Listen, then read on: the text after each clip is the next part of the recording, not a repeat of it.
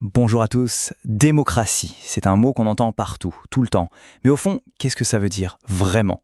Aujourd'hui, on va décortiquer ensemble le premier grand thème d'AGGSP de première. C'est un sujet qui est absolument crucial, pas seulement pour le bac, mais surtout pour comprendre le monde qui nous entoure et l'actualité de tous les jours. Alors, c'est parti. La question qui va être notre fil rouge, notre problématique, c'est la suivante. La démocratie est-elle aujourd'hui le seul modèle politique qui tienne la route, ou est-ce que ce système, qu'on croit parfois indestructible, est en réalité menacé? C'est une question, vous allez le voir, d'une actualité brûlante qui est vraiment au cœur des tensions mondiales. Pour répondre à cette grande question, on va y aller avec méthode, exactement comme vous devriez le faire pour une composition au bac. D'abord, on va définir ce qu'est la démocratie, puis on regardera son opposé, le régime autoritaire. Ensuite, on va nuancer un peu tout ça avec les régimes qu'on appelle hybrides, avant d'analyser la grande bataille des modèles qui se joue sous nos yeux.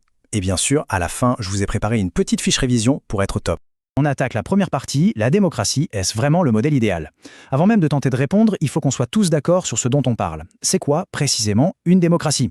Bon, la définition de base, on la connaît tous. Le fameux gouvernement du peuple, par le peuple et pour le peuple.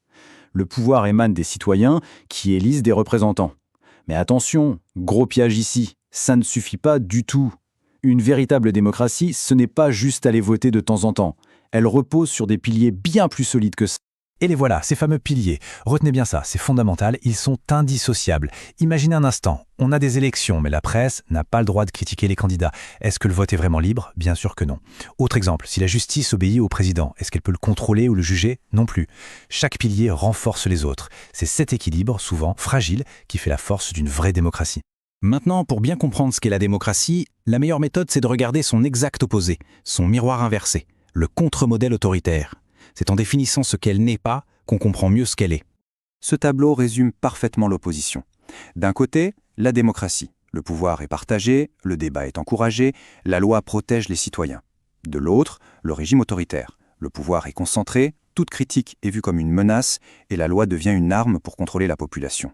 Pensez à la Russie où les opposants finissent en prison, ou à la Chine où Internet est sous très haute surveillance. C'est une inversion totale de la logique démocratique.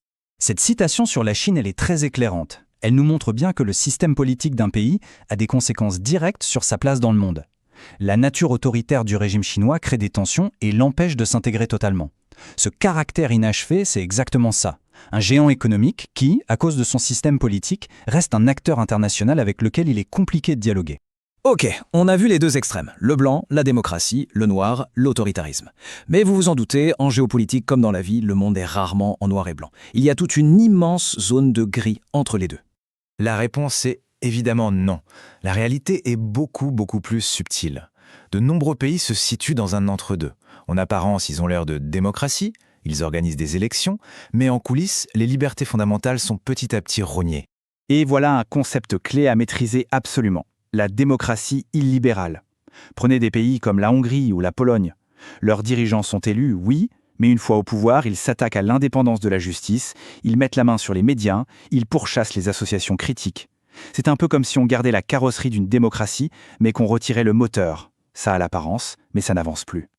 Les libertés sont au point mort. Ce tableau vous aide à voir tout ça comme un spectre, un dégradé. Il ne faut surtout pas imaginer des cases rigides dans lesquelles on range les pays. Il faut plutôt voir ça comme un curseur. Un pays peut se déplacer sur ce curseur, dans un sens comme dans l'autre. Avoir cette vision nuancée, c'est essentiel pour une bonne copie au bac et pour éviter les clichés. On arrive maintenant au cœur du sujet, notre quatrième partie. Parce que tous ces concepts, ce n'est pas juste de la théorie pour le cours. Dans le monde réel, ils s'affrontent dans ce qu'on appelle une bataille des modèles. C'est une véritable compétition mondiale. Le mot à retenir ici, c'est désoccidentalisation. Qu'est-ce que ça cache? C'est assez simple. Des puissances comme la Chine ou la Russie contestent l'idée que le monde doit être organisé uniquement selon les règles et les valeurs des pays occidentaux, c'est-à-dire l'Europe et les États-Unis. Leur message est clair, notre modèle autoritaire est efficace, il fonctionne et nous voulons que l'ordre mondial le reconnaisse. Et dans cette bataille, les armes ne sont pas que des chars ou des avions. Il y a la guerre de l'information. Des médias comme Russia Today, financés par l'État russe, cherchent à semer le doute et la division dans les démocraties. Il y a l'arme économique. Avec ses nouvelles routes de la soie, la Chine investit massivement dans des pays pour les rendre dépendants. Et puis il y a l'arme diplomatique, avec le rapprochement entre la Chine et la Russie qui tentent de former un bloc anti-occidental. Cette frise, elle raconte parfaitement l'histoire des 30 dernières années. On est passé de l'euphorie incroyable de la chute du mur de Berlin, où tout le monde pensait que la démocratie avait gagné pour de bon, à notre époque, qui est marquée par le retour de la guerre en Europe et une crise profonde des organisations internationales. C'est en quelque sorte l'histoire d'une grande désillusion. Allez, on arrive à la fin. Pour que tout soit bien clair, on synthétise l'essentiel dans une fiche de révision express spécial bac. Alors, si vous ne deviez retenir que 3 choses pour votre épreuve, ce serait ça. Premièrement, maîtriser les définitions précises des notions clés. Deuxièmement, être capable de donner un exemple concret pour chaque notion. Et troisièmement, l'erreur à ne jamais faire, ce n'est pas parce qu'il y a des élections qu'il y a une démocratie. Le vrai test, c'est de se demander, est-ce que les contre-pouvoirs fonctionnent, la presse est-elle libre, la justice est-elle indépendante? Et pour finir, je vous laisse avec une question ouverte. Dans ce monde en pleine tension, on voit bien que la démocratie n'est jamais un acquis. C'est quelque chose de fragile, un combat de tous les jours. Et ça nous amène à une réflexion essentielle.